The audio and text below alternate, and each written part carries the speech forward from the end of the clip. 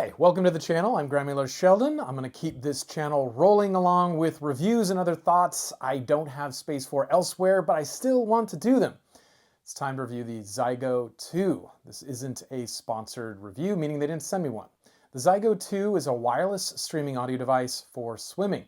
If you found this video, you're probably a huge fan of swimming like me and looking for a really niche solution for listening to music or your favorite podcast while swimming in the pool. The core issue with most waterproof headphone devices on the market is that they require the use of downloading MP3s.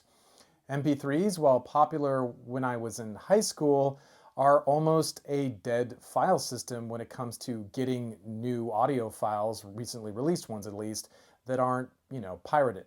Also, you have to think about how clunky it is to swim for a bit, listen to a couple tracks, then go back to the computer, change those tracks out. It's all 2000s thinking and early 2000s thinking, and it's all honestly a bit of a bummer. I'm not blaming other manufacturers here either. They needed to get around the engineering issue of Bluetooth tech simply not working well in water. The Zygo 2 works around this by having the transmitter connect to your phone over Bluetooth and then sending an RF signal to your headset while you're swimming. I've used the Zygo 2 for several weeks now, and I admit right now that when I first purchased this device after a lengthy pre-order window for the not insignificant price tag of $299, I was a bit nervous. Reviews of the Zygo 1, the predecessor to the one I'm using, suggested you just didn't get a product that would stand the test of time with the Zygo 1, and I heard conflicting reports about the quality of the customer support for those that did have issues, some pesky stuff about honoring warranties, things like that. All that aside, I got injured about a month ago, broke my toe, and just had a chance to get back in the water recently, and I thought this would be the perfect time to test the Zygo 2. It might have been that I was just happy to get back in the water, but after queuing up the Pirates of the Caribbean soundtrack on my phone and hopping in the pool, I swam for 1,000 yards in pure bliss. Setup is really easy. Power on the headset and the transmitter after charging, and your phone will see it on your Bluetooth list after pairing. The Zygo app unlocks various workouts and a walkie-talkie feature for your coach to talk to you mid-swim if he or she wants to. Out of the water, the listening experience isn't great using the bone conduction headphones, but it improves dramatically when you're in the water. You need to understand, though, this experience won't be like listening to premium Bose or Apple headphones. You hear splashing, you hear the water just like you would swimming normally.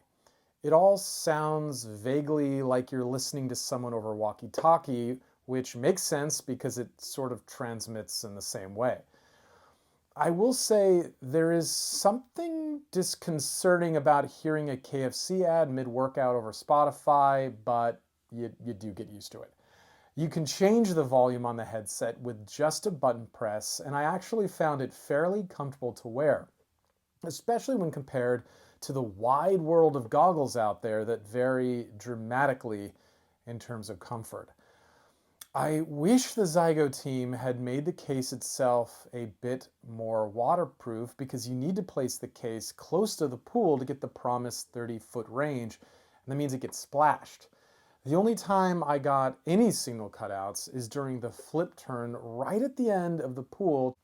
Since I'm becoming a huge fan of the device, I carefully dry everything, headset and transmitter, the moment I leave the water because I'm a bit afraid of how everything will hold up after months of constant use. The Zygo 2 build is heavily dependent on plastic. It feels sturdy enough, but we all know that chlorine water is hard on hair and technology alike. Now for the stuff that's a bit of a bummer. Zygo has a subscription service, of course, that unlocks guided workouts and the two-way walkie-talkie function in the app and a few other features. I already use the Form Goggle subscription, so this is just one more monthly payment, even though it's only $4.99 a month. I'm having trouble justifying personally.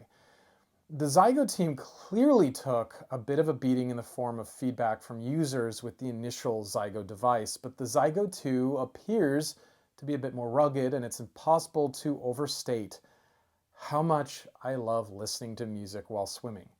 Purists might hate it, but I absolutely loved it. Even though the $299 price tag suggests that this thing I need to have hold up for at least 2 to 3 years minimum, but we'll see. Okay, those are my thoughts on the Zygo 2. Thanks for watching.